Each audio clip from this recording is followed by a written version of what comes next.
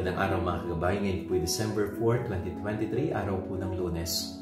At maririnig po natin ang kwento ng isang kapitan na lumapit sa ating Panginoon upang hingin ang biyaya ng kagalingan para sa kanyang tauhan na may sakit.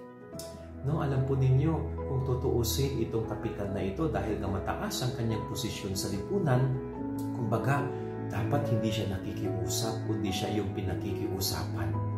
Pero pagdating sa harapan ng Diyos, nakita natin kung gaano kababa ang loob niya. No, kung paano nagpakumbaba itong kapitan na ito sa harapan ng Diyos. At yun yung nakita ng Panginoon sa kanya, no, yung humility. Kaya yung humility na yun ng kapitan ang siyang naging daan para gumaling ang may sakit na kanyang tauhan. So ito po yung napakagandang point of reflection natin lalo ngayong panahon ng Adviento. No, yung humility natin sa harapan ng Diyos. No, tayo ba ay marunong magpakumbaba sa harapan ng Diyos? Sa kabila ng ating narating sa buhay, tayo ba ay may pagpapakumbaba pa rin sa harapan ng Diyos at ang ating kapwa-tao? Yan ang ating gabay aral ngayong maghapon. God bless po sa lahat. Pagpalain kayo ng Panginoon.